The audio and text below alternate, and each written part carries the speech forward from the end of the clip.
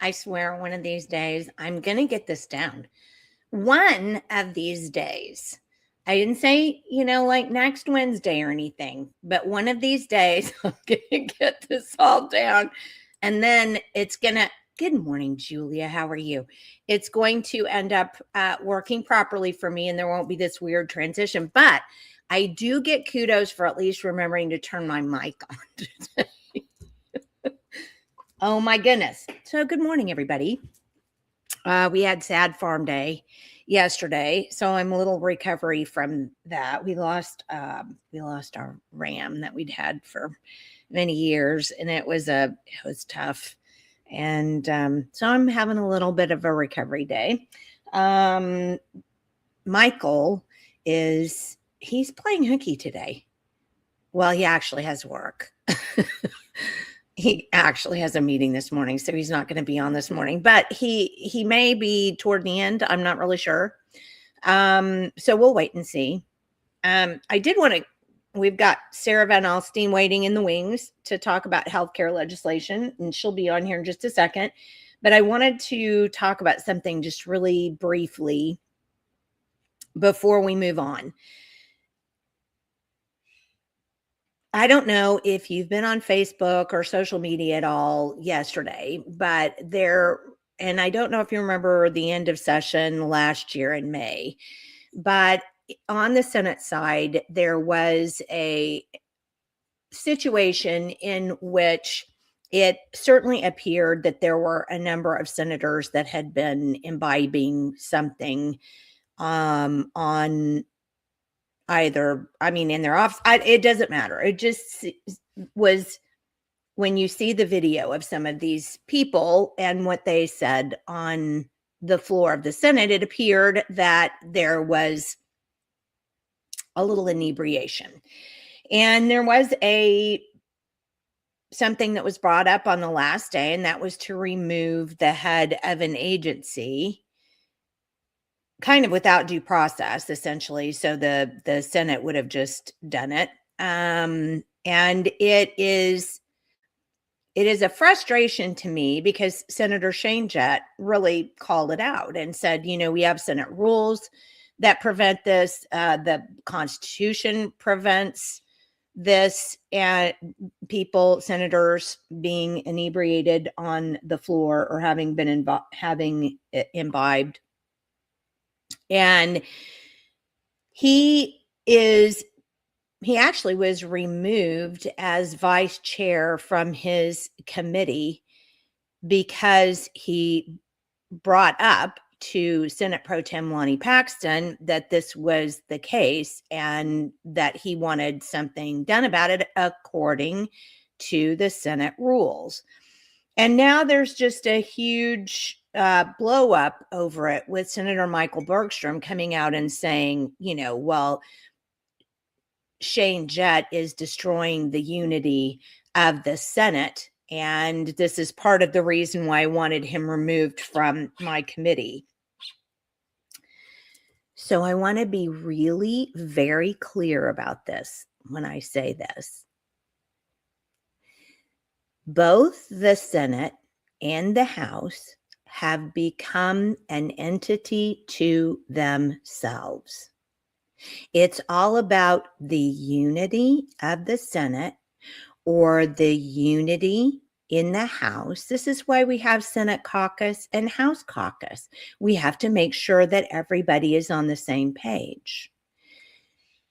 That is not the job of any elected official, is to be part of a club. That's not the job of an elected official. Actually, the job of an elected official is to represent their office and we the people of the state, not to do what's best for the state, because I think the idea is that we, the people, determine what's best for the state, not people in the House or Senate or who are sitting in chairs on 23rd and Lincoln. That's not their job. Everybody who is in an elected position is there to represent the individuals in their district. And I will say, I'm kind of glad that this has come to the forefront. And I'm kind of glad that Senator Bergstrom has had it in him to say, hey, it's all about the unity of the Senate. It's not about following the rules or doing the right thing or anything like that. It's about bullying the people who want to follow the rules. It's about pushing down the individuals who believe that they are, in fact, representing we the people in their district. And I just want to say, I'm like really super happy that all of this is coming to the forefront, because I want people out there to understand what's going on in our House and Senate. It's not a boys and girls club. It's not we're a unity club. That's not what it is.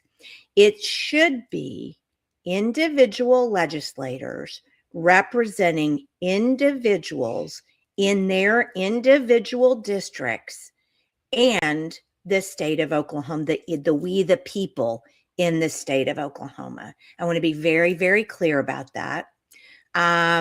Just a couple of comments. And I want to say,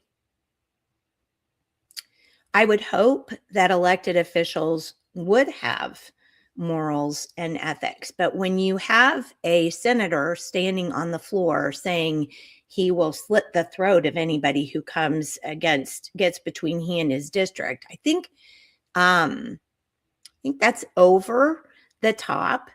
And it makes one wonder about why somebody would say that. Stephanie says, she agrees. Maybe immorality is a better word for it. I just want people to know what's going on. That's all I want. I just want you to know.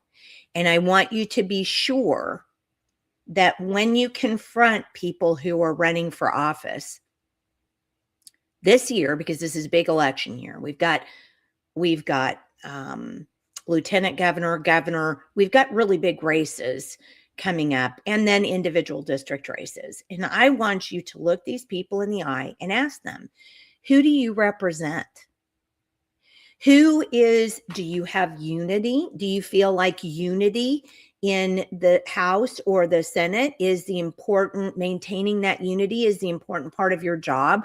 Or do you believe that representing the individuals in your district and the individuals in Oklahoma is your job?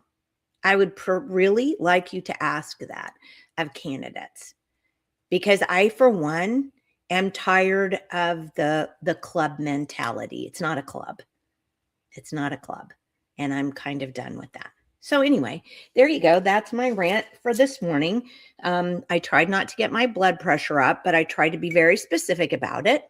And now that we've had my rant, let's introduce our friend Sarah VanAlstine so she can talk to us a little bit about healthcare legislation this morning. Good morning, Sarah. How are you?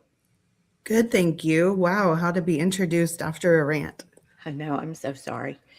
I'm so sorry, but I just couldn't help it. It's one of those things that just Lisa says excellent. Right? It'll be excellent so long as everybody follows up and asks those questions. Who do you represent? That's what I mean. We've got to start asking this. And there's a difference between unity and controlling everything to the point that representatives aren't representing their constituents. So, Sarah, I am so glad you are here with us today because I think so many of us are very concerned about what's going on in the healthcare industry. And I want you to give us a little bit of your background, if you don't mind. And then let's kind of get into it and talk about some healthcare legislation. Sure, that sounds great. Thank you for asking me on to the show today. I am Happy to not have you. normally a podcaster, so if I need to adjust things so that it turns out right online, let me know. I am professionally an occupational therapist, and I've been working in neuro rehab for over 20 years. I love learning things about the brain and how people can recover from different illnesses and injuries. I like to help people. And that's where God pulled me into being able to help people with occupational therapy. And if you don't know what that is, let me know. I'll give you a couple resources on it. But if you haven't experienced Well, occupational you can therapy, say that though, because there are a number of there's occupational therapy, there's physical therapy, there's a number of different ones. So you might just say, what is okay. occupational therapy? So we work through the theory that people learn better when they're doing it themselves.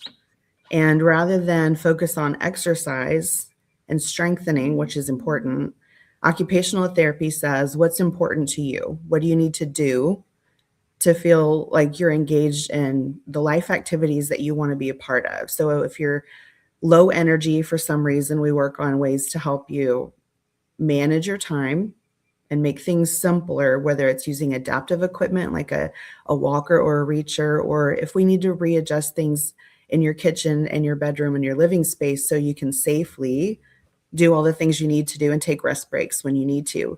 I've worked with children in schools that have learning disabilities. And so that's another area where we work on what's important to the student at school. And so whether that's typing or learning how to use a communication device, working with children that have physical disabilities or mental health issues or just a learning disability that's causing them to struggle at school. So there are a lot of different places that we can apply occupational therapy, but those are two of the areas where I've personally spent more time is with recovery from traumatic brain injury, spinal cord injury, and then with children. Yeah. Young children that have developmental delays or older students that are just working through learning disability issues. And part of that has to do with, you and I have talked about this before, sometimes life pulls you in a certain direction. Yeah. I have been married for over 20 years, and both of my boys have different kinds of learning disabilities. So I started learning more about those areas as I was becoming a mom of students that needed assistance. So learned more about it that way too. And ironically, my sister's a speech therapist.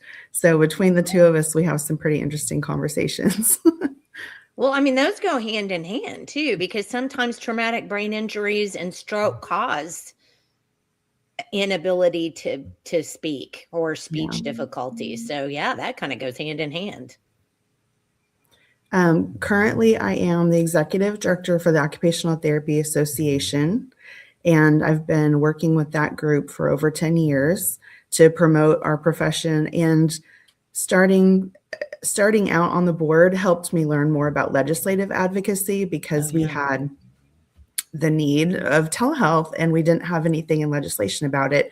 So one of the first bills I really worked on personally was the Occupational Therapy Telehealth Act, and God timed that where we got it passed right before COVID. Oh, wow.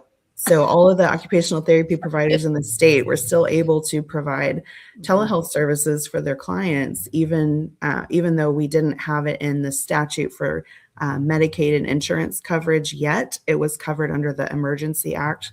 But because we had our legislation in on time, a lot of people still were able to receive services that needed it, especially when they were stuck at home for so long. Nice. Good job, Sarah. Well, that That's was God awesome. timing for sure. I was told to run legislation, and I thought, how do I do that? Yeah. So I found mentors. I love all of the different people that I met who have helped me learn how to do legislative advocacy. I didn't think I would ever go into politics at all or advocacy issues, but that's where I am currently. And I'm still learning about the ins and the outs of politics. But I've made so many good friends. I mean, we have a lot of people on this show, I'm sure, right now who have helped me and my family in our healthcare journey and then learning how to be advocates for a healthier Oklahoma.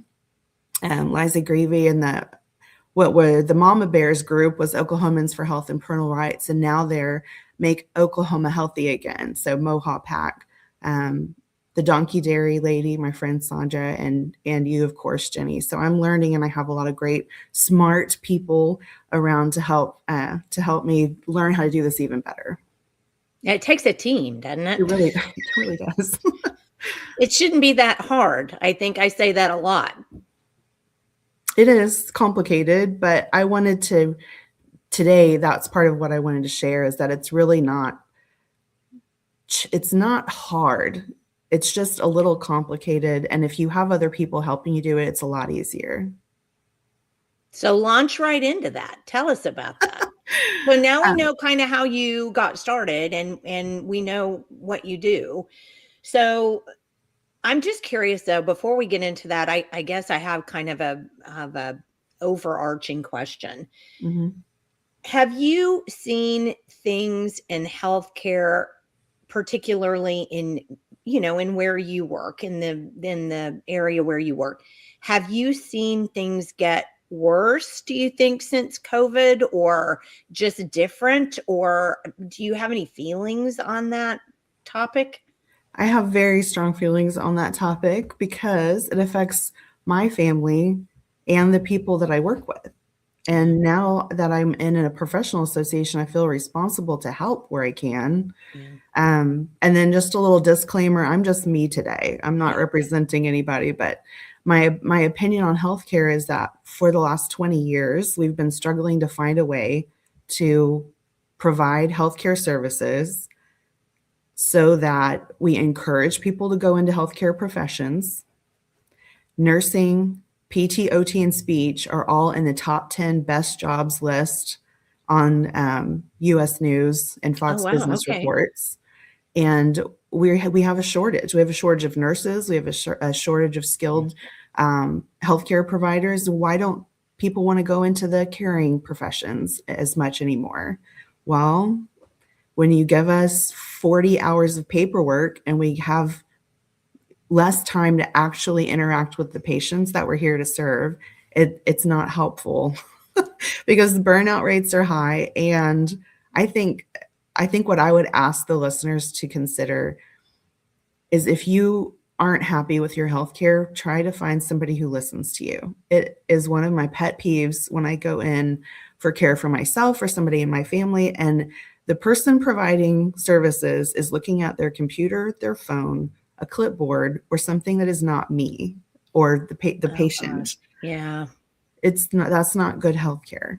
And there are a couple of bills in session right now about artificial intelligence use for medical care and mental health care.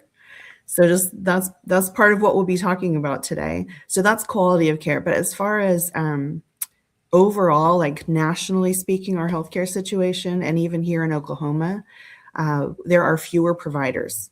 So the ones who are here are overworked, and they're not making the type of living that they expected to when they spent hundreds of thousands of dollars on their education.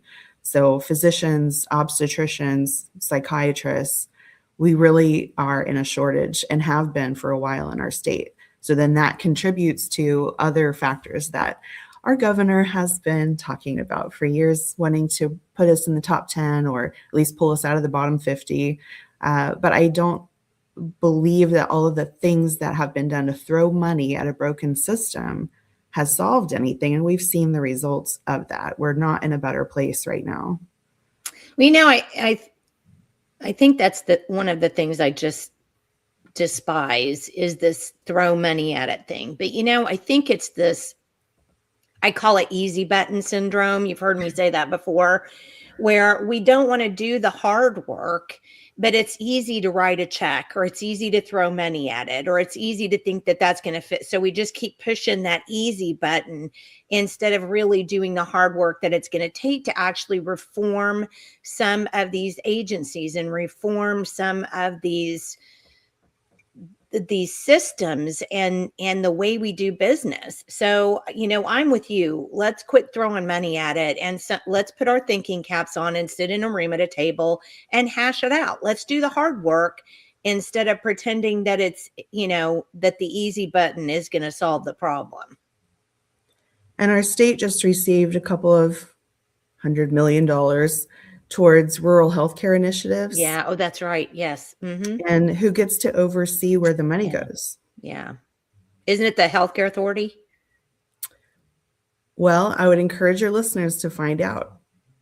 And if the agency that's in charge of that money has been in the news in the last 5 years for fiscal accountability issues. Just saying, do a little Google search. Oh goodness. Oh yes. All right, I'm going to start off, if you don't mind, and then, you know, you do what you need to do, but I'm going to start off, if you don't mind. I had I think it was a text. This week has been crazy with communication. So I'm going to think it was a text, and they said, you know, I saw that you're going to have Sarah on, and you're going to be talking about healthcare issues. I just wanted to let you know. Oh, it was a text. It was a message on the advertising for the show. And it was one of my friends whose husband has been quite ill, and they've been having to deal with the system. And she said their healthcare rates jumped 200%. And I know that, I mean, part of the reason why we had that special with Caleb Blount just recently, you know, we have a lot of guys running for insurance commissioner right now, Oklahoma insurance commissioner, and it is a big, big deal. Do you have any comments about what's going on with that issue or thoughts? Yeah, our family's been impacted by that as well. You know, premiums went up at least 20 to 30%, I think, across the board. And that's, you know, if you had good insurance that you've had for a long time. So people that are trying to find a new policy are out of luck. But we do see a trend nationally, and especially in states where legislation's been passed, or nationally when legislation is passed to cover A, B, C, D, all the way to XYZ. Insurance is mandated to cover things. What's going to happen? They don't just magically suck up all of those expenses. No, they turn it back around and cause everyone else's premiums to go up. Even if you have a really high deductible, the premiums are going up. So, well, and I talked to another friend the other day who told me that she had to have a procedure done, and she went. They do have insurance, and she tried to do the procedure with her insurance, and it was going to be like $1,100. So she said, that's insane with insurance, seriously. Mm-hmm. So she went out on her own and went to, you know, some surgical centers and asked them what it would cost out of pocket. And Sarah, it was ridiculous. How much cheaper it was just to pay him cash out of pocket than it was to use their insurance. Yes. And that I am a fan of asking about cash pay for larger expenses, even for an x-ray. And, you know, I have 2 boys, and so that happens sometimes. So asking about what your options are. And then if you're in one of the big systems, one of the big hospital conglomerate, I call them kind of octopuses because they've got their arms everywhere. But sometimes it's nice to have a system where you have all of those services for referrals available to you. But for the most part, for everyday life, find a different location that will offer what you need at a cash pay price, and it's a lot more affordable. You can even get the paperwork so you can apply it to your deductible with your insurance company so it still counts. There's a way to work the system a little bit to help with expenses, but you have to know what to ask for, and there really need to be more medical advocates. I know there are family advocates for IEPs and special needs services at schools. So I think what we may end up seeing are independent contractors who know how to work the system, who know what the rules are, that you can ask for a consultation to help you manage all of the healthcare stuff. And I recommend to clients and even to my family members that they have somebody with them when they go to an appointment, especially if it's for yourself, because you're concerned with your pain, your condition, you're nervous or anxious about what the diagnosis is going to be. You might miss something and you're not as able to stay objective or recall what happened later. And it's a lot easier to have a trusted family member or friend with you, or even to ask the physician if you can record the conversation so you can listen to it again later so you don't miss anything, especially if it's about something that's really important and there's multiple steps. Because that is really excellent advice, because I remember when I was diagnosed with cancer, and I remember my brain just went like dead. I mean, it stopped working.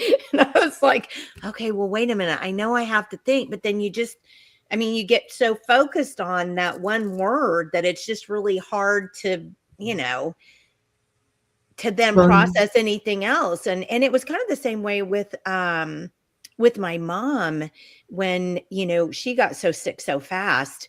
It was so hard to keep up with everything that they were telling you. And then I was trying to tell my sister who was in another state, and I never even thought about that. I mean, that's such really great advice. And then I do want to say, Lisa put in here, I volunteer myself always to be an advocate for those going into doctor's appointments. So if you'd like Lisa, I can hook you up with Lisa.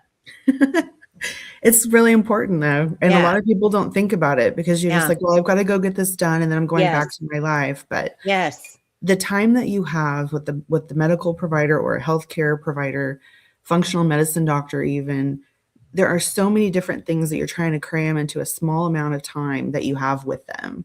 So you want to use your time as efficiently as they're trying to do. And as they're looking at their list and their computer, you want to pull them up to look at your face. But then if you remember 12 things at once, great. But for the rest of us, it's nice to have a list. It's nice to hit your top 3 and then have other things you want to talk to the doctor about ready to go. And do they let you record? Because, I've been into the doctor before and they say no recording or something. Will they let you record? So if you video record in a doctor's office, there's a chance you're going to record another patient who you don't have permission to record. So if you're in your exam room or your private room, you can ask that provider, the nurse or the doctor, you can say, since you're asking to record our session for AI for your notes, I need to record this conversation audio only if you prefer, so that I can refer back to my notes when I get home. So I remember everything that we talked about. And I think that's only fair to ask, right? I think that's honestly, I'm so glad we got into that part of the discussion, because I've never even thought about these things. So thank you. I'm serious. Thank you. That was really excellent information.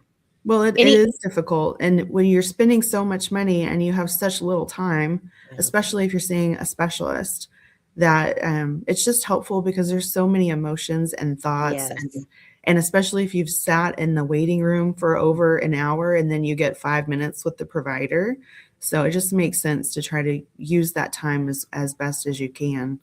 But I do know that there is legislation about those health sharing ministries programs that people are starting to use more often.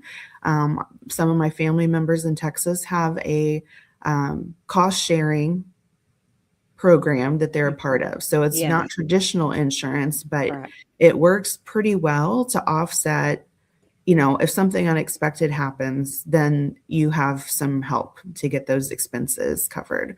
But there's legislation in Oklahoma right now that's asking for tax relief so that money that you're spending on medical expenses can come out of the amount the government's going to be collecting from you. So it would be a nice deduction. I'm curious to see if it gets through to a committee, but that's also one that I'm looking at.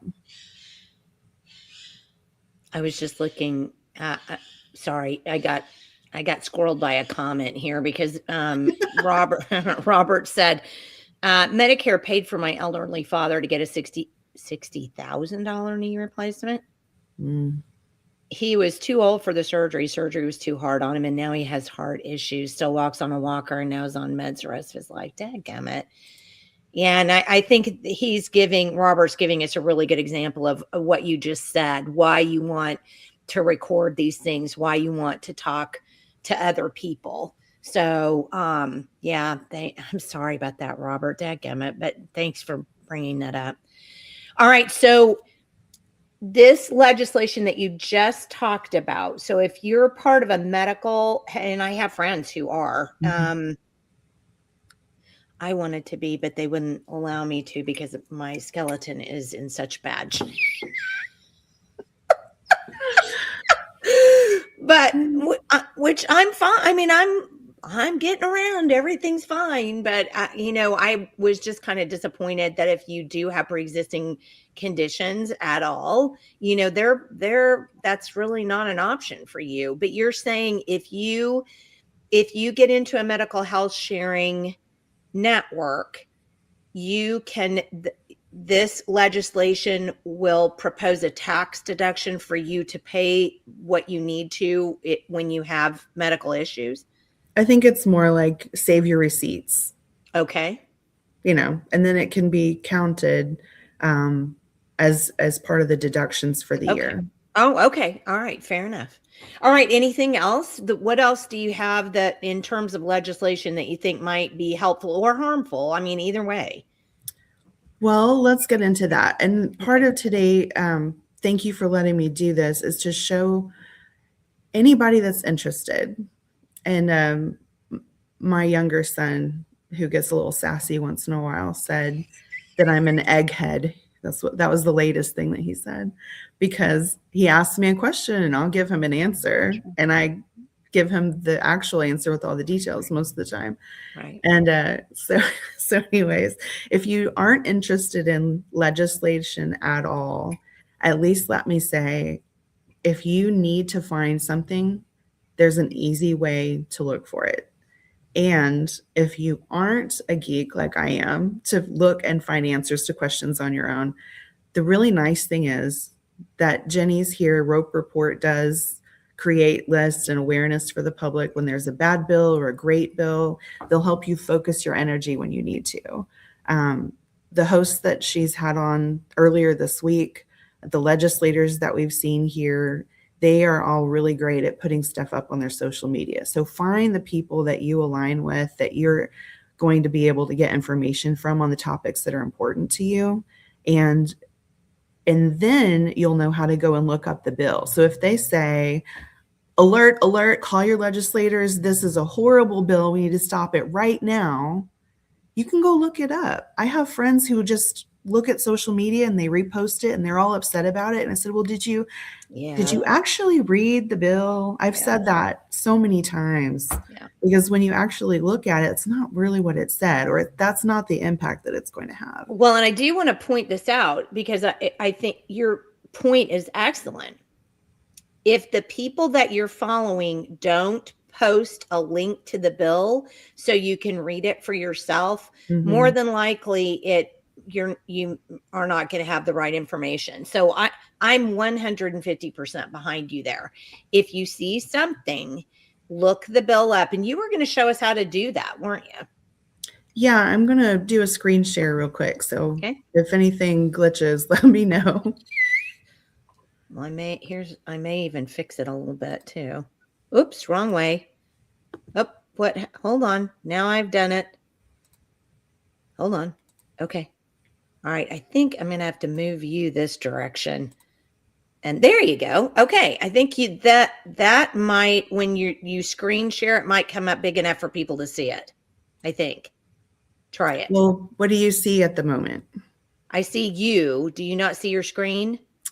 I only see my screen and I can't see me. Oh no. And your screen isn't coming up. Okay, hang on. We'll figure this out. And you put screen share. Yes. I wonder why that's not working. See, this is the problem with not having Michael here. Michael is my big fix it geek guy. So dang it. So that's my fault. That's totally my fault. I'm so sorry, Sarah. You got it. Success. What a goober. I can tell Michael you apologize. got it. Okay, now you can do whatever you need to do with it now that I put it up. I'm so sorry. Go ahead. Okay.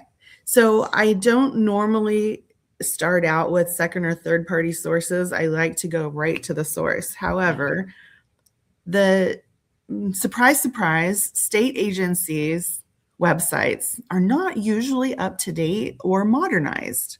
Just saying, in case that's surprising to anybody. So sometimes it's easier to start out where you can access things more quickly and then go and look the bill up on the legislative site. Right now, I'm looking at a website called Legiscan, and there are others, and I think Jenni's going to show us another one this morning as well. But right now, Legiscan is it's nonpartisan. It's just a way to organize searches for any state in the United States. And if you sign up to be a login, a registered user, you can check things that were filed last year. Why would that be helpful? Because sometimes bills from last session don't make it to the governor's desk, are still eligible to be heard this session. And so sometimes they pop back up and cause problems, or we can get them resurrected if we liked it. But anyway, so last session and this session are connected in a way. And so sometimes I go back and I check on something. This morning, I just wanted to show you the simple layout so that if you wanted to find a bill pretty quickly and you know the bill number, you can just Google it. But if you don't remember what number the bill was, this is an easy way to put the state that you want. And then there's a word search box.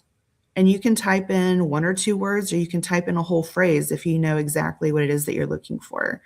Then the different bills are shown here and the date. So the action date right now is always going to be February 3rd for all of the bills, because that's the first date of session in the Senate.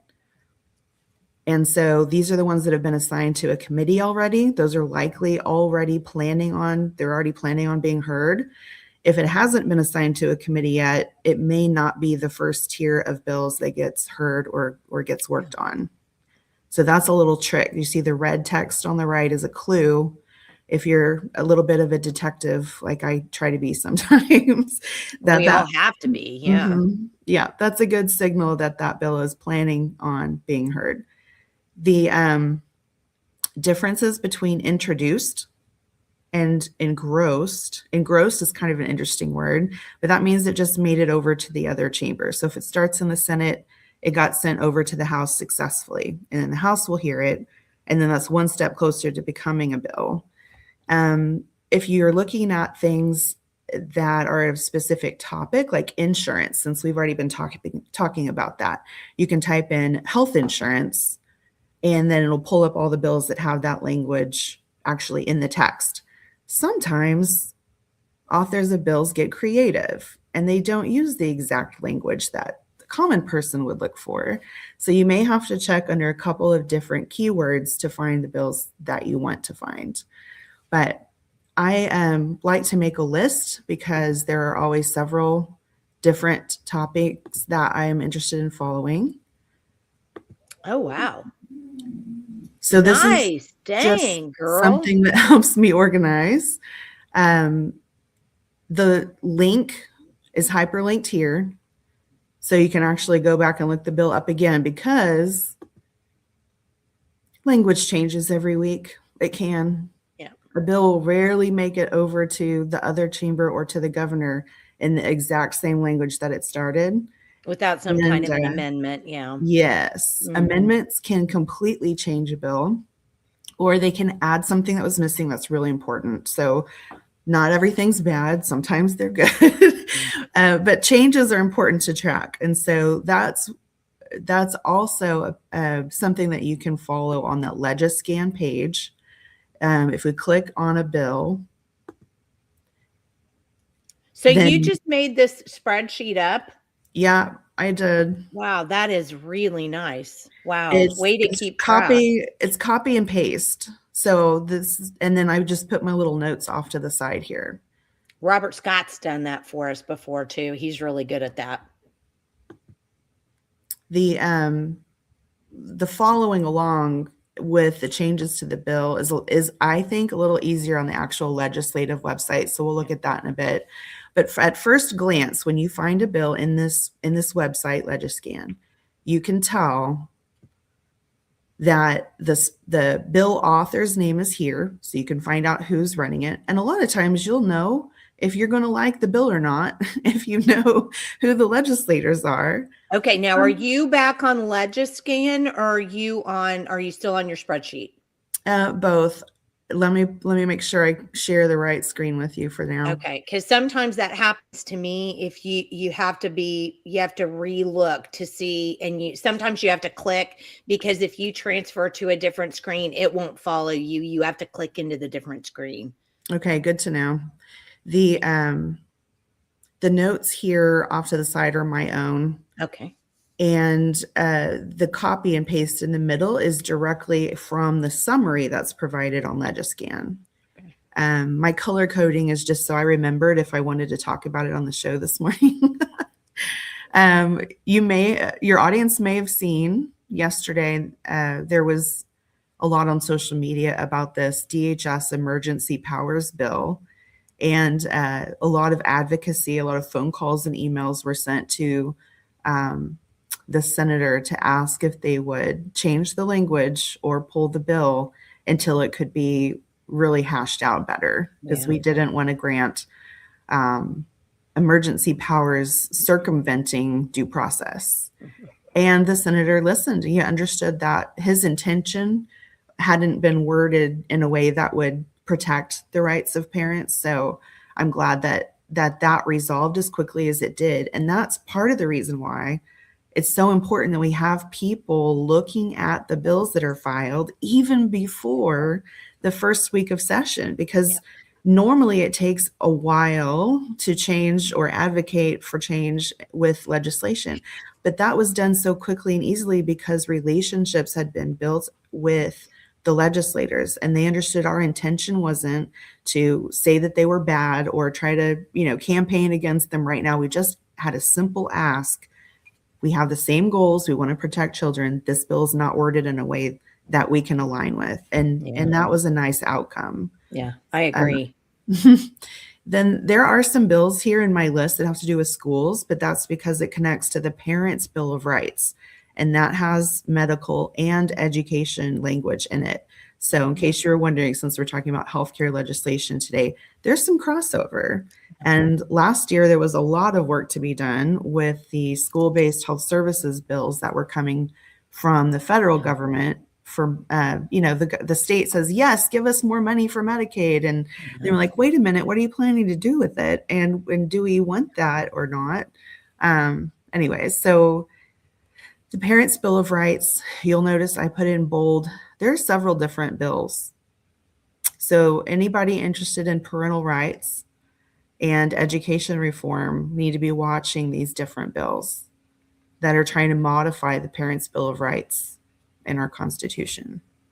Well, I do want to make a point about the Parents' Bill of Rights.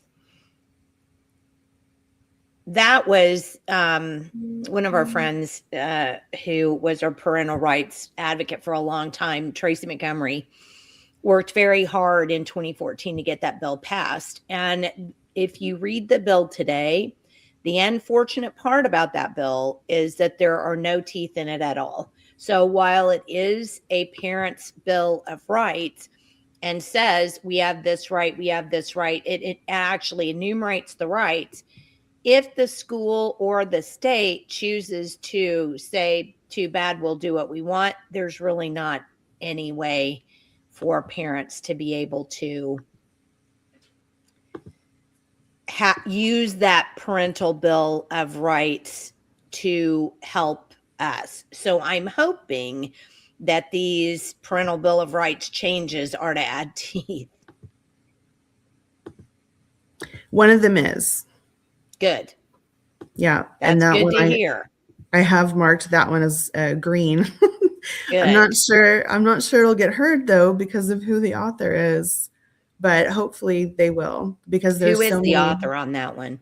If you'll help me screen share the Legiscan tab. Yes, absolutely. Since I switched. Let me see if I can type this in here. Well, while you're doing that, that's what Robert said he found out. It's just there's no teeth. So we have the right to not have our children, removed without due process, but they'll do it anyway because there's nothing that legitimately prevents them from doing it.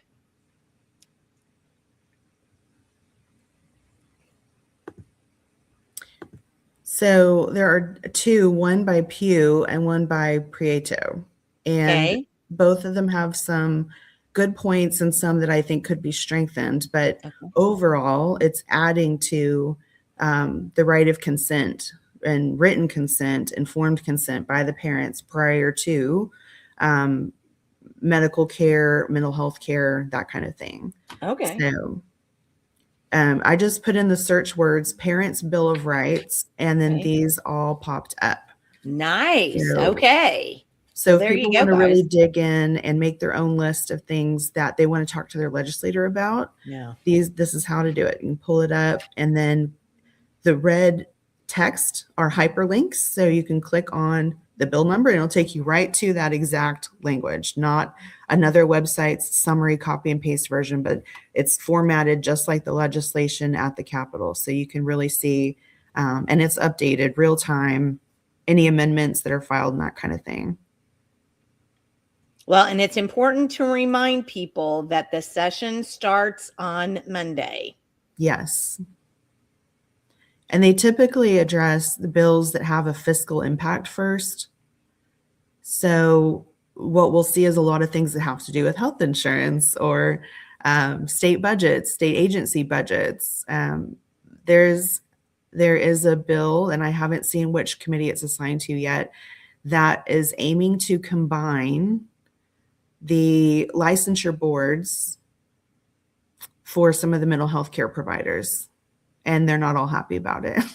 Yeah. So I'm sure we'll be hearing more about that. And then giving more responsibility to an agency that has had a lot of turnover in its leadership and has been struggling with fiscal transparency. And that's how I'm going to word that, because I work with people in this industry. But if you know what I'm talking about, it's been in the news. So yeah.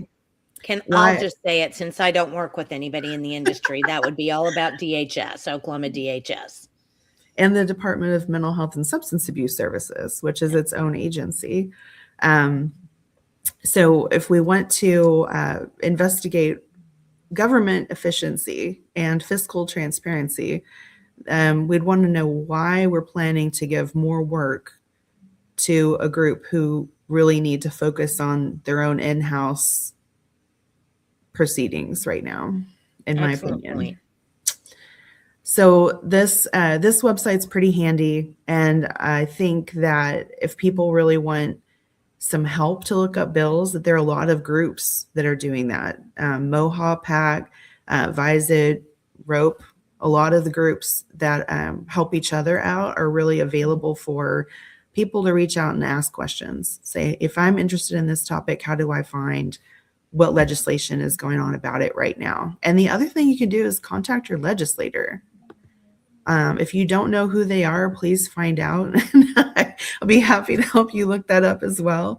There's a search button on the Oklahoma legislative website. You can type in your zip code Yep. and you can find out who your local legislator is. It's not Stephanie Bice. It's not Mullen. So if you don't know who your local legislators are, please do find out. It's really important to reach out to them for good things and for the things that are important to you to get changed. Relationship building is one of the first things that I learned when I joined the Mama Bear group and learned how to walk around the Capitol and talk to people and start conversations and educate to advocate.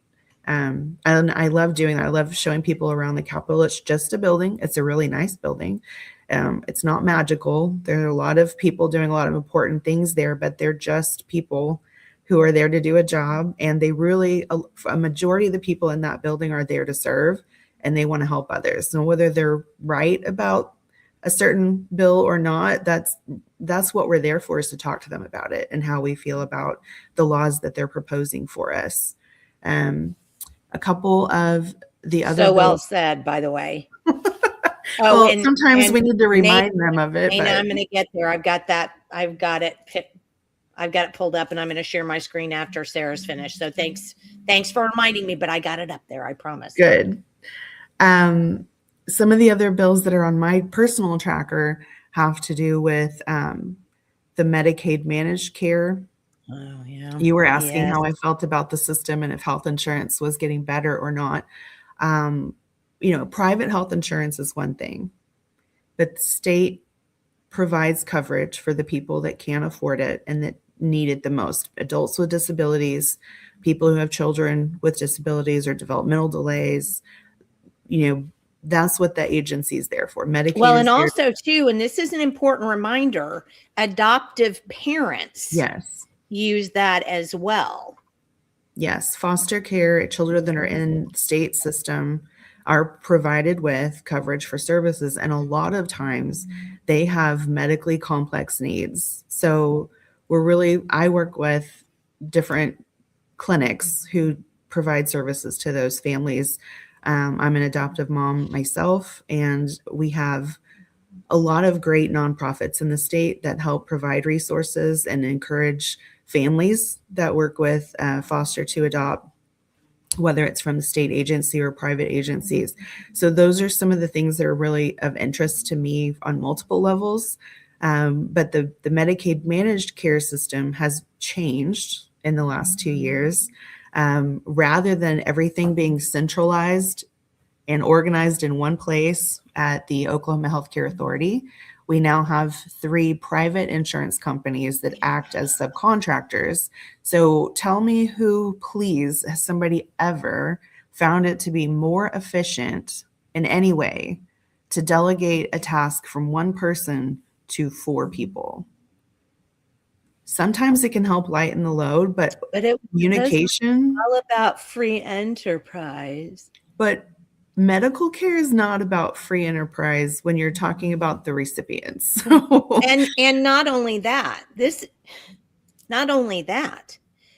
is a state funded program. State funded isn't about free enterprise, because that's when transparency and accountability go out the window. So we started out with managed care last year after 6 or 7 years of advocacy against it by multiple entities throughout the state, because been there, done that. Oklahoma tried it before and it didn't work well. So here we are again, trying a different route. And so far, the entities that are in charge of that have been working through their issues, trying different things to make it run more efficiently. But in the meantime, providers have been reporting to their legislators that payments are late or they are recouped, meaning that the insurance company comes back months later and says, oops, we didn't mean to pay you that. We're taking the money back from you.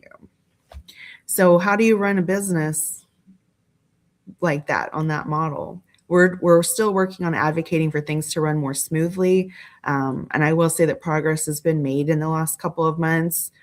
There's new leadership at that agency who who has some experience in the industry from a business point of view. So we're hoping that the efficiency and the communication will improve. And I advocate for that, and we're working on ways to make that more transparent to the public by putting information up on the OHCA website about the different entities that provide the services now. So we'll And see how that goes. And I'm going to put this up. Gracie says it's a nightmare. They've switched us back and forth between Oklahoma Compete and Humana several times, which often requires switching doctors. Gracie, Yeah. God love you. I'm so sorry. But we have had so many parents reach out to us that we actually had, why am I having a brain freeze here? Senator David Bullard. We had David Bullard come and talk on the program about this particular issue, because just like you said, so many people, nobody wanted that, but we had to do it anyway because the governor wanted to do it that way. And it has been an absolute nightmare. I've had particularly foster parents and adoptive parents reach out to me and just say, are you kidding me? This is just becoming a mess. And they'll say the doctor won't see them because they know they're not going to get paid. So that's one of the things that I've heard. I've heard that they, like Gracie just said, they've been switched to different doctors, so they haven't been able to even then get back into the doctor to see. It's just been a government. I was going to say something rude and I can't really. So it was expected to be difficult, and it has met expectations. Yeah. The providers are just as frustrated as our clients because of all of the different behind the scenes issues.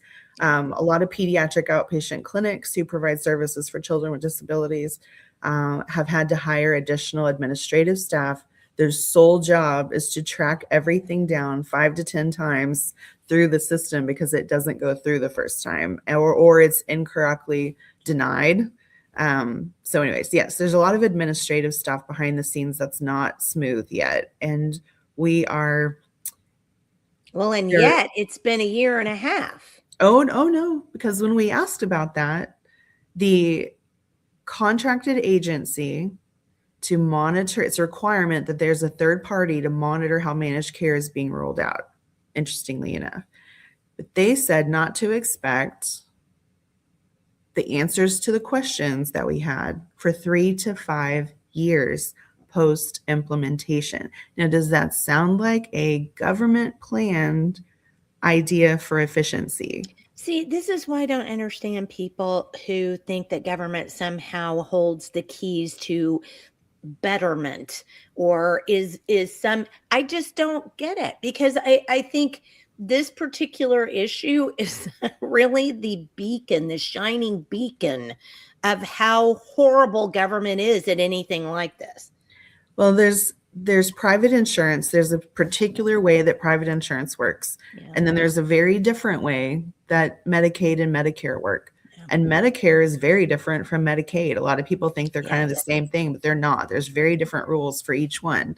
And then separately, we have the program for Sooner Select that provides services for tribal health. And then there's a separate program that provides services for the foster and adoption group of kiddos. And so there's really 5 different things. Recipe for disaster. Yeah. I mean, for efficiency's sake, it's not as efficient as it was when everything was under the one house at OCA, at OHCA. However, there are a lot of people working on it. I will tell you, there are a lot of people trying to solve this problem, including the CEOs of the companies that are providing the managed care, because it's not working smoothly, for anybody right now. So we're all trying to make it work better. But the families I've heard that have had services dropped, I would highly encourage, if they're not already doing this, to continue to call. I know that life is hard already, but they need to hear from the people who are experiencing the problems, because otherwise they think that everything's fine, and they'll tell the legislators that everything's fine. unless we use our voice and report the problems as they're happening. And it's more work, and we shouldn't need to do more work. This should have created less work for families to receive the vital services that they need.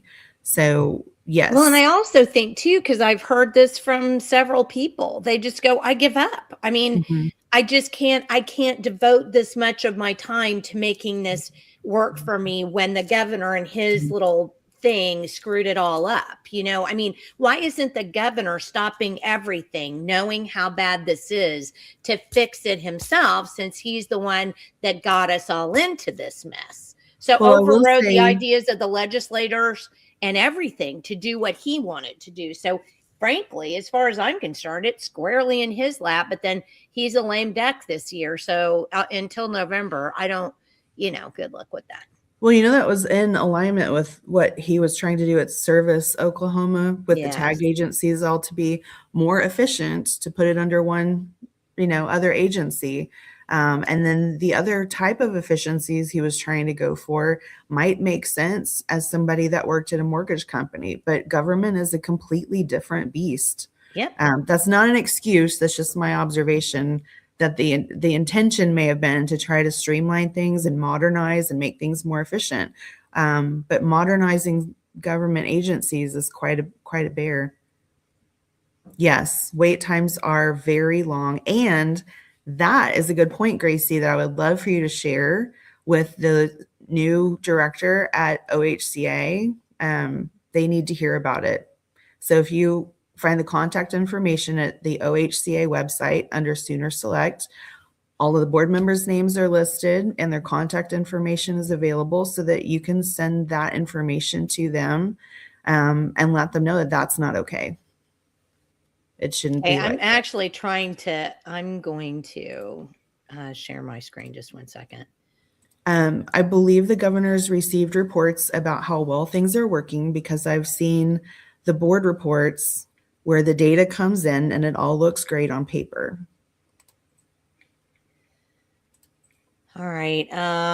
So if you're a Sooner Select member, I think that's the problem. Where's the contact information? Yeah, quick links. Quick links. On the right, and then on the right. Down on the bottom. Down. There it is. Public outreach events. Sooner Care Select member guide. I don't know. That doesn't even look like much of a. Yeah, so there's a member guide, and it's a really long document, but at the very bottom of the page, hopefully, there's the phone number to call for OHCA. Is it down at the very bottom of that website page, or is it somewhere else? Yeah, those are the phone numbers for the healthcare plans. So if you're talking about reaching out to the individual plan that you're with, those are the contact numbers. Okay. And that's what she's saying, I think, is the 5-hour-long wait. Is really, honestly, Humana is going to answer the phone. I mean, yes, they have people they specifically hired just to answer the phones. And what they say is, usually, from what I've been told, let me take that information and go ask somebody else, and we'll get back to you. Yeah, and it's kind frustrating. Of like, I mean, it's kind of like what Lisa said. Waiting 5 hours when you're caring for someone seems completely doable, right? Yeah. I mean, which is why it's good to report it. And that page that you had pulled up, Jenny, at the end, it did have the 1-800 number for OHCA. Okay. Emails are usually easier because you can send them off. And not only that, you have a record of them. Yes, that's right. Yeah. Because I know if I have to call somebody, I have a pad that I put next to the phone, and I write, what is your name? And I ask them, what is your name? Do you have an ID number?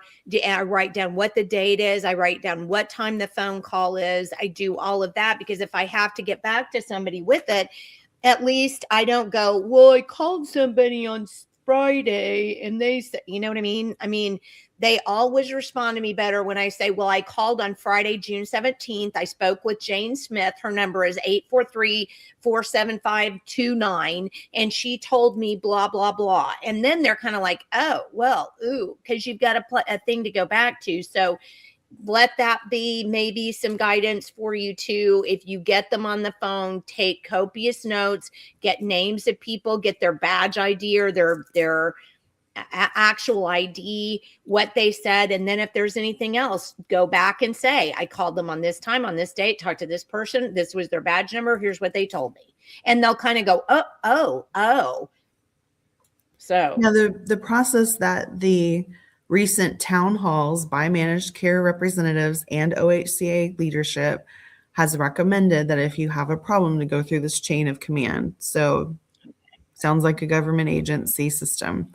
But I will say that we've had quite a few legislators that have asked for stories of families that have gone through this to let them know what's happening to the recipients of the care and also from the providers, because they want to track when like this past week and the next week appropriations bills are being looked at. So the budget is one way that we can hold state agency and insurance companies accountable, bills, legislation about insurance. So that's another reason why I try to keep an eye on some of these that track changes or modifications to the system. Managed care specifically they have a contract that they started out with last year. So there are terms that they're supposed to be meeting.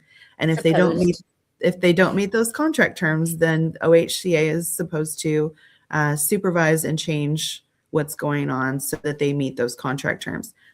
Who is holding them accountable? Providers are trying to reach out and correct issues. The insurance companies are letting OHCA know when a system's not working. If it says to do it one way in the contract, but that way is not efficient or it's broken, then we need to adjust it and change it. But sometimes if things are written in policy, it takes a literal act of Congress or legislation to change it. And so if you see a problem and we could just fix it with a really quick, software code change, but it would take a year to change that in our policy for the state, then, that may not be anybody's fault. It's just a problem of the system. I do think the governor wanted things to be more efficient. He heard that we were number 41 to adopt managed care out of the 50 states plus territories, and thought, well, Oklahoma's behind. Well, maybe like the Real ID situation, we were behind for a reason. Maybe we didn't want to go that route. Maybe we had seen a problem. Doesn't that go back to my rant at the beginning of the show today, where why do we even care where we are in the state number? If people are saying they don't want it and people said they didn't want it, I mean, why be governor if you're more interested in something other than the people that you serve, which you do, you serve. You're not an oligarch. You're not a king.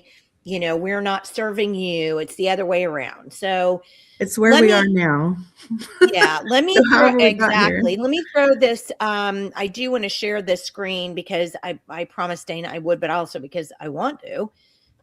So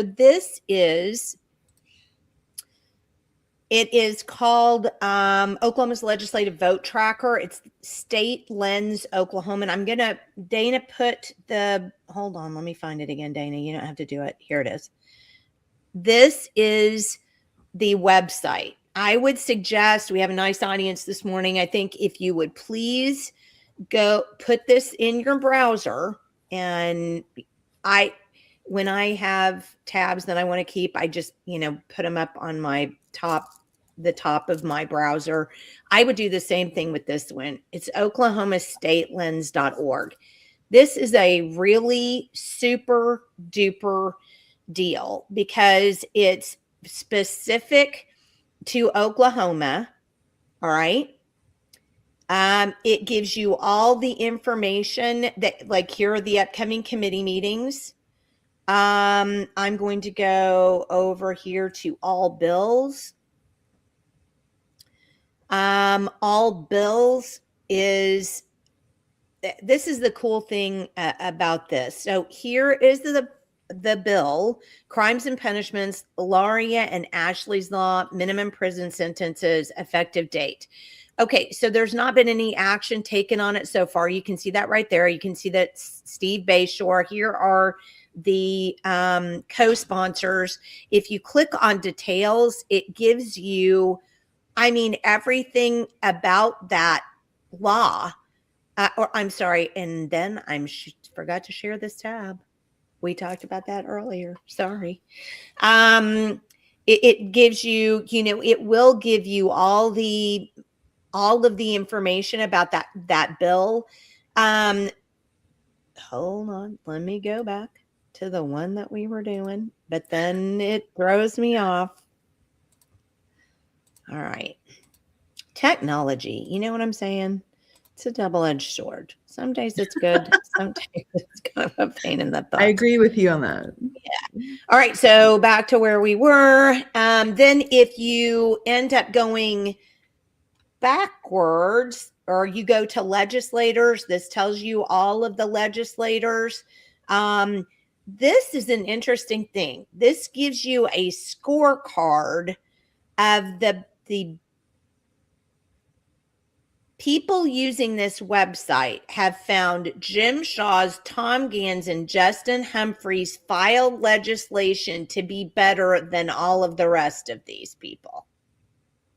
Okay, so that's kind of an interesting thing, because what's going on in the background is that there have been, these organizations have supported the legislation run by, I did it again. No, this is right. Okay. I'm like, is it on the right page? Yes. Okay. That these organizations that are involved with this group like the legislation by Jim Shaw. So it's a really interesting. And here are some of the bills that they like better. So renewable energy facilities, placing a moratorium on construction or expansion of certain wind and solar energy facilities in the state. It's got 4 likes by these different groups. So if you go to this website, if you think to yourself, well, I don't really know much about this bill, but I kind of know I don't like green energy. If you see these groups or see any of these groups and they've liked the bill, you can go, oh, okay, I like those groups. I know so far, I know Nean Clinton, she's been on your show a lot. I know these people. So therefore, how could I not like this bill, right? And obviously you should read bills yourself, but obviously we don't have a whole bunch of time to do that. So if you don't have time, at least this is kind of a way to be involved by following legislation that the groups that you follow and like. Does that make sense?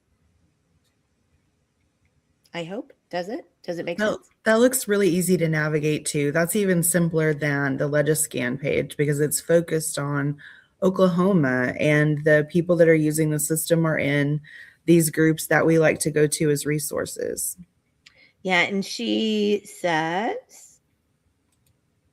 legislator rankings right now are based on partner groups like. So legislator alignments will be reflected once the votes are starting for this session.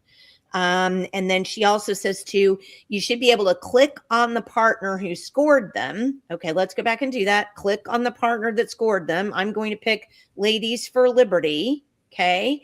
And she says, to see if there are any public notes as to why they like or dislike. So let's see what it says.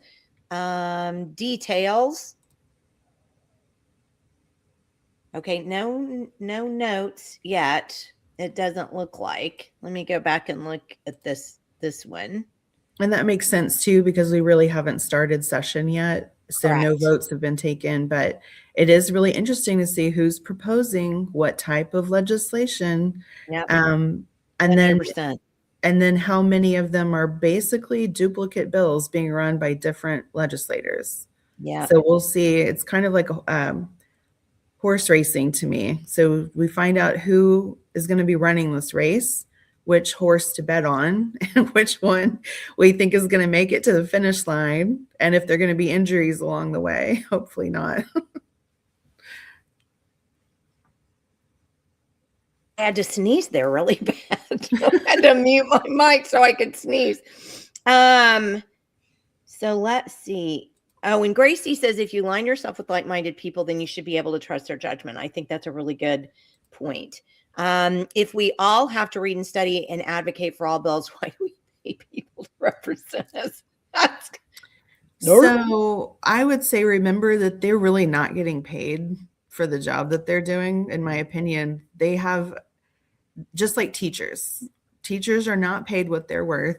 And the people that are at the Capitol right now don't earn enough from the government, I think, for us to be able to let them loose with what they're doing. They still need supervision or support, however you want to phrase that. They are representing us. I don't consider them working for us because we don't know who they're working for. There are some legislators that we trust with their intentions, but what happened last year in particular, a legislator who had good intentions didn't read a bill very thoroughly, and the nationwide news called Oklahoma out for trying to remove special education services. Yeah. And that legislator heard death threats. It was horrible because the bill wasn't thoroughly reviewed before it hit the filings. And so even before he'd had a chance to talk about it, he was judged on the content of the bill and the language in it not being as clear as it could be for the intention. So that was a big kerfuffle. It was a big kerfuffle, and it really didn't even need to happen.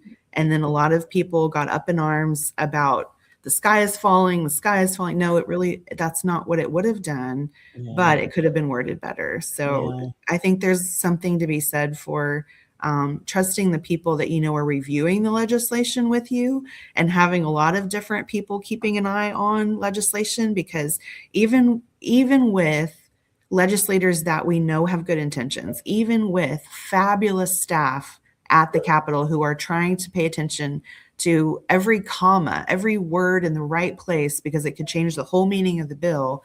A lot is riding on this. This is so important that I think it takes a lot, like you said earlier, Jenny, it takes a lot of people working together to try to hold people accountable in our government, or to watch out for bills that could really impact our community. And that's why part of the reason why I love and we supported this State Lens project, because it was just really a phenomenal way to do it. And if you go to the Oklahoma legislature website and you try to find the committee meetings, especially in the House, because now we have two committees that are looking at bills. Don't get me started.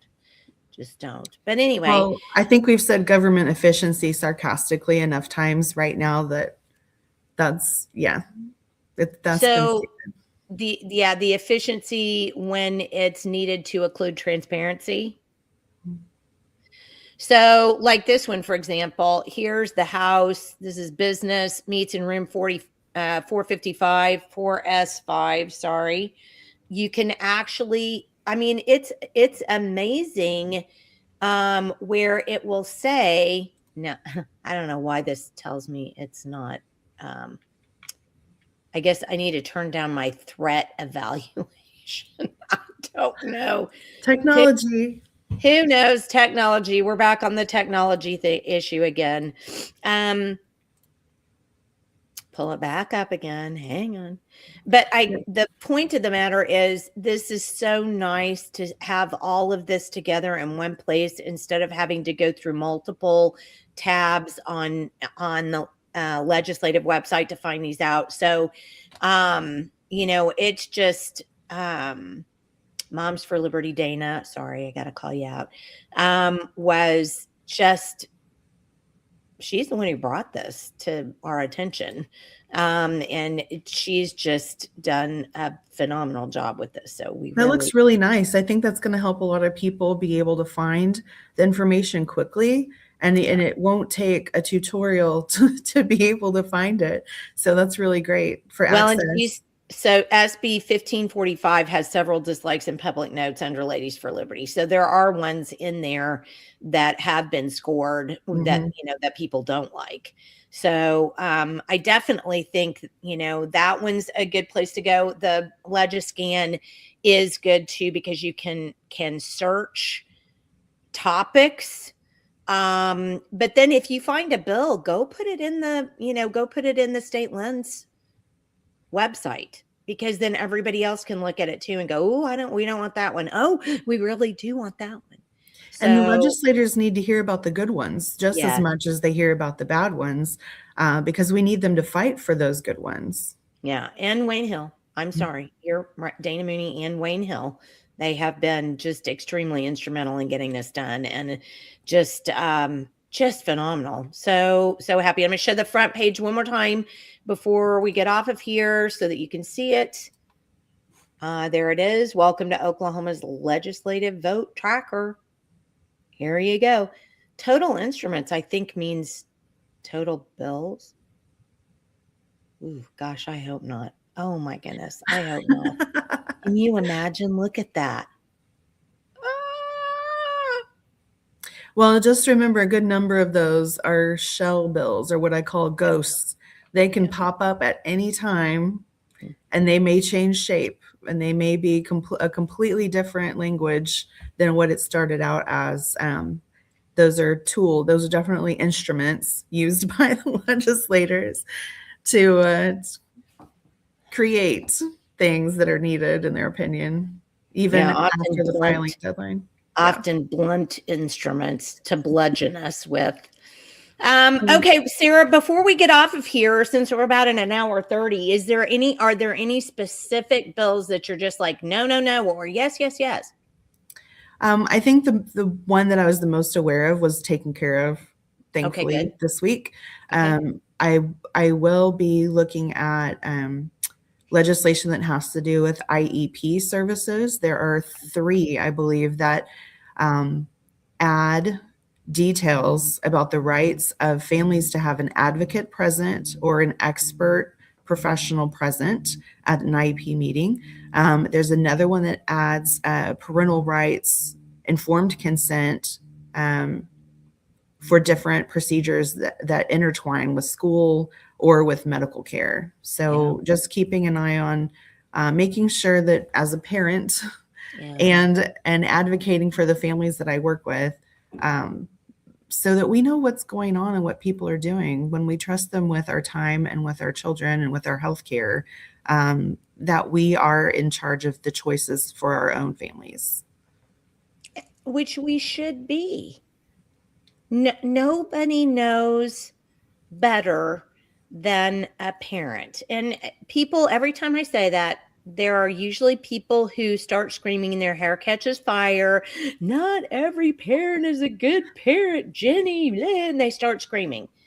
The vast majority of parents are good parents who are, maybe they need a little help, maybe, I mean, who knows, but the vast majority of parents out there are good parents, and they just want what's good for their kids. That's the important thing to remember. That's the important thing to remember. So I don't, let's not scream and run around with our hair on fire. Parents, by large amounts, do know what's best for their kids, and it's their interest, and they know their kids better than anybody else does. My goodness, I had 5 of them, for Pete's sakes. Who knows them better than me? I mean, I didn't see anybody running around here trying to teach them with me or taking care of them. I did. So my husband and I. So it's just really, I think, important to remember that, and not let those people, who want to scream and run around with their hair on fire, take over the conversation. Well, I know especially families that have loved ones with medical conditions or mental health issues, and children with learning disabilities, or anybody that has extra in life. are extra tired and burnout. I think 24 and 25, I've heard and felt like we're just tired. We just wish things would work the way they're supposed to because we're already overworked and tired. We're tired of it. So when you asked if I could come in and share, I thought legislation can be really boring. A lot of people are not excited about legislative advocacy, but it's so important. And if we didn't have great legislators like Shane Jett and Jim Shaw and Gabe and all the others that are really great at hearing from their constituents and actually representing those things at the Capitol, then I don't know where we'd be. So if we could encourage them as much as possible, when your legislator, no matter whether they're R or D, if they're doing the right thing, encourage them. Just pop an email to or call real quick, leave a message and say, I really appreciate you advocating for this. Thank you for bill such and such. It's important to me. They don't hear that very often. So when they hear it, it's going to be like, oh, thank you. Like, oh, wow. Okay, good. And then that gives them the energy to keep fighting for the right things. And maybe having a relationship with the legislator where they know they at least recognize your name. That way, when it's really important, they'll be like, okay, you've been paying attention and you've been encouraging and you've had constructive things to say when something's wrong or that you need something changed. And you're more likely to get that rock pushed uphill with help when you keep advocating. And for all of us who are tired and multitasking and taking care of other people, please don't give up. We need your voices to be heard, especially about managed care and health insurance and medical situations in general. Even if it's taking 10 minutes to make an impact statement, you can copy and paste how it's impacted you, how it's impacted your loved one for the system that's broken, so that you can let your legislator know, listen, this is my story. And you can copy and paste it to whoever else needs to hear about how things work or don't work with the plan that you have so that you can advocate. But don't go it alone. There's a lot of people out here that want to help, a lot of groups that are really digging into these issues and trying to make change. So if you can join a nonprofit grassroots group, if you can be even a part-time helper for them to research or to email legislators when they ask you to, it's all so important. Yeah, that was so well said. And thank you so very much for saying that. And I did want to, Dana just popped a little note in here that I think you're probably going to know something about. Adam Pugh has a bill that gives the illusion of parental rights expansion, but it only has to do with IEPs. Read the entire bill. It's on my list. And it's right next to another bill that actually adds parental rights. So it's interesting what the summary of the bill says, but when you really read the bill. Do you have the bill number on that Wait one? a minute. Yeah. SB, because he's in the Senate. So SB what? Let's pull up my little legislation tracker. All right. Okay. So I put this in bold. Remember, Parent Bill of Rights. Right. So it looks like Senate Bill 1720. Okay. And it all sounds fine until you get to page 4.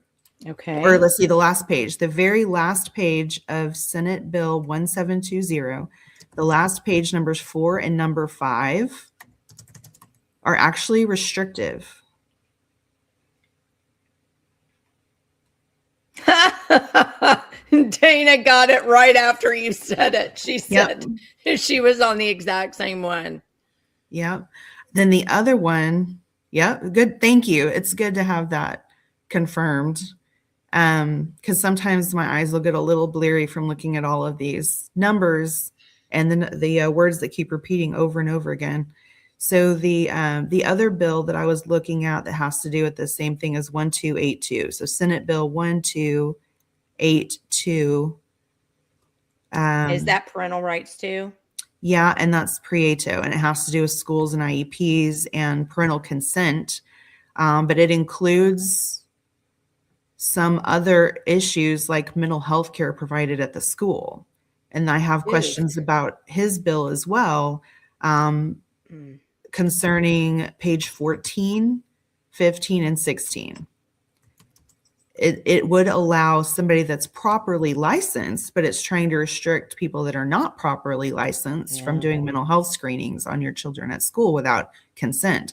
Well, my problem with that is we don't want anybody doing mental health screenings or medical procedures to students without parental consent, whether they have a license or not. So even when people have really good intentions, they might disagree on the best way to get there or the way to word it so that it protects parental rights and the students' health. So I think Julie was really correct that we really should be able to just expect people to do their jobs, but I have not found that to be true in many instances, healthcare or, life in general, that it takes a little supervision for things to make sure they go smoothly. Even for me at my job, I have people that track and make sure that I'm getting my work done. So I would expect the same for anybody else, especially when they have a lot of power and they're in a position of authority, that we need to have a lot of citizens keeping an eye on what they're doing at the Capitol.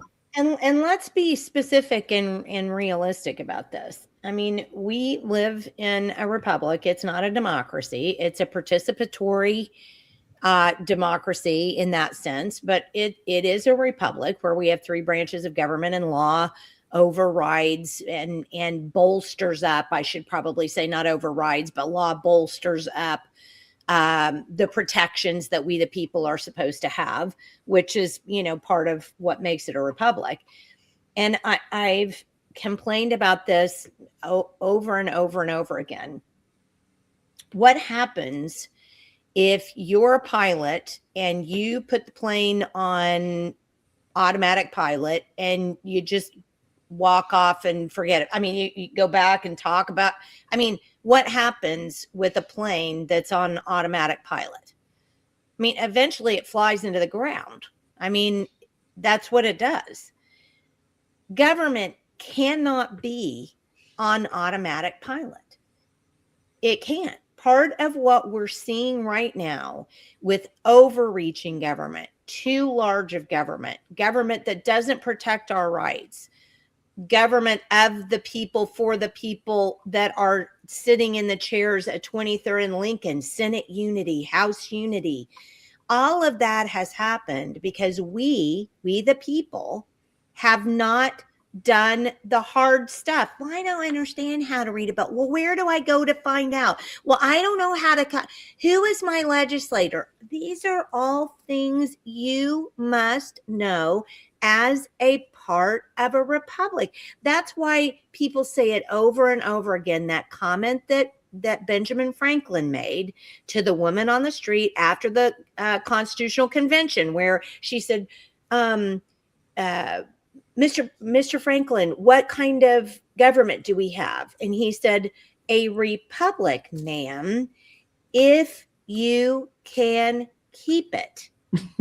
He said that specifically because you can't put a republic on autopilot and then go, it's not working for me. Well, it's not working for you because it's your government and you've checked out. It's not, honestly, we have in Oklahoma, we have a very short session. Praise the Lord. I'm not even kidding about that. We have a very short legislative session. It's not as short as New Hampshire's. Well, but it's pretty close. Don't hold it against me, but I'm from Texas, and our legislative session's 2 years down there? It's a long session. So thankfully in Oklahoma, that's doable. We can take it in chunks, and there are a lot of people working together to supervise, to hold accountable, to provide transparency. So I'm really thankful for all the friends that I've made as I've been learning how to keep an eye out for my family, for my children, for my profession, for the clients, the patients that I work with. There are a lot of people working on this. So please don't lose hope, but please do find a way to get involved in some way, whether it's just paying an annual membership, $20-25 to a group that's doing the lobbying, doing the advocacy work for you, or following the groups that are free, that are just, patient rights groups or moms groups or whatever it is that's your interest area, that's your passion. Just be involved and help support the effort to advocate. And there's so many local groups. And that's, I'm going to plug it again because we've got to get if you're going to come to the Liberty, Oklahoma conference next month at Okana, you got to book your room by the 9th. There's coming to a quick stop there. But one of the things that we're doing on Thursday night is all these groups. I'm trying to get all these groups together in one place on Thursday night so you can come, have some snacks, visit with people. They're going to give short presentations about what their organization does. There are a bunch of them out there. If you're sitting there going, but I don't really know how to get involved, and I don't, get together, like Sarah says, with people that have similar thoughts that you do, that are going to need some help for these things, and they can help you, help them, help us. So to help you. Yes. I mean, it's all a helping circle. So yes, come to the Liberty Oklahoma conference next month, February 26th through 28th at Okana. You can go to libertyoklahoma.org to sign up. And like I said, you need to do it super quick because rates are going to close on the 9th, and you get 2 free water park tickets. If you want to bring husbands, wives, kids, whatever, you get 2 free water park tickets with every room. So you got to get that signed up before the 9th. So you'll see it on the roll. Learn at the conference. I hope you're going to be there, right? I'm planning to. Good. Okay. So, and I had to put this in because I feel like this is funny. Yeah, a week feels like a month when you're looking at legislation and following it through all the processes. That's for sure. It totally does. At the Liberty Oklahoma conference, what will people learn? What's the benefit to people? Well, the benefit for them to come is if you don't know how to read legislation, we actually have legislative advocates who are going to be there showing you how to read legislation, showing you how to get on these websites and figure these things out for yourself. And you're going to hear legislators talk about the legislation that they've got coming up, which is it's kind of a good time to have this conference now because it's just right. I mean, things won't have changed houses yet, and we still have bills out there that you can learn things about. How to do social media, how to write something for the news, or put something on your own page, and the way you're going to share information. So probably if you have a question about it, we'll be able to answer it at the conference for you. And you can find the schedule of all of the events. We're actually on Saturday night. There is the Oklahoma GOP is going to be doing a gubernatorial town hall. So all of the gubernatorial candidates are going to be there. We're going to pipe that in on Saturday night. So you're going to get to have a nice dinner while you watch the gubernatorial. What do we want to call it? It's not really a town hall. Whatever that is. Candidates. Meet the candidates. Thank you. That's very helpful. Meet the candidates. And then on Saturday, I don't know. I mean, I know a lot of you have watched because you like it when we have Pike Off OTA on, and the ladies from Pike Off OTA. Pike Off OTA did a documentary on the Oklahoma Transportation Authority. It is stunning. I literally joke about this all the time when I talk about this very thing. When I used to do this as a kid, I used to go, and my mom would go, close your mouth, you're going to collect flies. It was probably just like an old thing. But I did that the whole time I was watching that documentary. I was sitting there going, yeah, what? We are going to have them show the documentary on Saturday. So Saturday afternoon. So that's another thing that you want to be able to see, because I'm telling you, if you think I don't like the OTA, or even if you don't know and you're just like, I don't even know what's going on with them, but they're taking people's private land and putting and concreting over it for, do we really need that? You need to come so you can see the documentary. It's just amazing. So go to libertyoklahoma.org. We still have sponsorships. We still have tables that you can buy. If you're a candidate, please get a table and have a candidate table. We're happy to host that. We don't have candidate speaking, But if you want to have a table and put your candidate info out, please do that. I think we've kind of covered everything today, haven't we, Sarah? Is there anything else before we get off of here today? I think we covered a lot of different topics, some extras I didn't even have on my list. So that's nice to have this live platform where people can interact. And I love hearing the comments. I watch the show a lot and add in my little 2 cents down in the comment section. But it's really important to talk about things like this and find out how to advocate and how to protect your rights and to be aware of all the things that are going on in our state primarily, but Real ID, the OTA Turnpike takeover, healthcare, managed care, all of these big things that can seem really overwhelming when you find out about all of the stuff that's going on in our government. It's really nice to know who's advocating for us, who's out there to make a difference and to protect our rights. So I'm glad to know about those advocates for sure. Yeah, and there are a lot of them out there. So thank you so much for being with us today, Sarah. You're just such a calm and metered voice in an area that can be very frustrating and on many levels for people. So thank you so much for that. And if you'll hang on after we sign off, I want to get you hooked up with Dana too. So hang on after we sign off and I'll do that. And as for everybody else, don't forget Liberty, Oklahoma. Got to get your room booked by the 9th. It's coming up pretty quick. LibertyOklahoma.org. Pass it around. Thank you so much for being here. Next week, we've got some really great shows too. On Wednesday, we have gubernatorial candidate Lisa Haynes. She's going to be on. So you'll hear something about Lisa. On next Friday, we're going to have Sarah Prieto and Robert Scott are going to come on to talk about homeschooling legislation. So, and don't forget, the legislature starts up on Monday. I truly suggest that you go. I will be there. I always try to go every opening day. I will be there.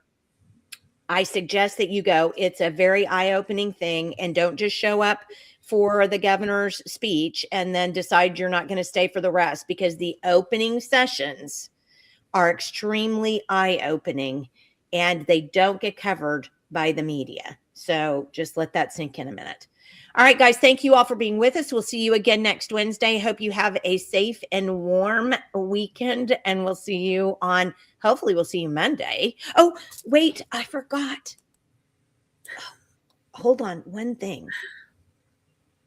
On February 24th, from 2 to 5, at the Oklahoma State Capitol on the second floor rotunda will be a rally to support House Bill number 3119. So HB 3119. This is the Accountability and Justice for COVID Victims bill that our friend Mick Rosado has worked so very hard on. Please put that on your calendar, February 24th. From 2 to 5 on the second floor rotunda. I hope to be able to see you there. See you Monday. See you again Wednesday here at 9 o'clock. And thank you again so much, Sarah, for being with us today. You're a blessing. Bye-bye.